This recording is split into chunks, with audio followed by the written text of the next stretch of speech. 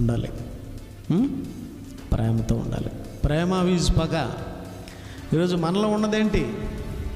హేబెల్లాగా ప్రేమ, కొట్టినా సహించాడు, తిట్టినా సహించాడు. స్టెఫెన్ లాగా ఏమండి, స్టెఫెన్ గెలిచాడు, సౌలు ఓడిపోయాడు.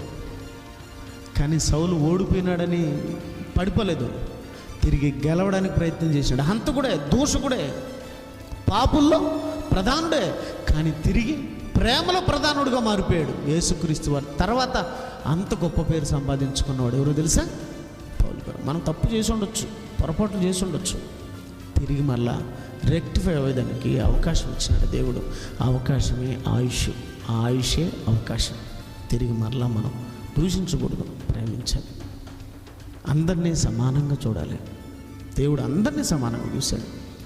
ఆకాశం కొంతమంది కులస్తులకైనా, కొంతమంది మతస్థులకైనా కాదండి, అందరికీ ఆకాశం సమానం.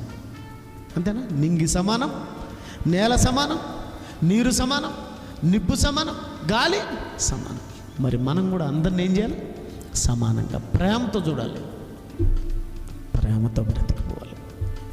ఆ ప్రేమ ఎంత గొప్ప లక్షణాలు ఉన్నాయో చెప్తానండి. గాలి సమానం, నీరు సమానం, సూర్యుని నుండొచ్చే ఆ వేడి సమానం. సమానంగా పంచింది దేవుడే, ఎకరాల పంట దోచుకుంది స్వార్థపరుడే. మనిషిని మార్చి మాటలు చెప్పి ప్రేమామయుడు, పాపుల కోసం ప్రాణం పెట్టి కరుణామయుడు. మనుషులంతా ఒక్కటని, పరమ తండ్రి పుత్రులని, కులమతాలు లేవని చెప్పాడు. విత్తనం చచ్చి బ్రతుకుతుంది, నీ ఆత్మకే మరో బ్రతుకు ఉంది.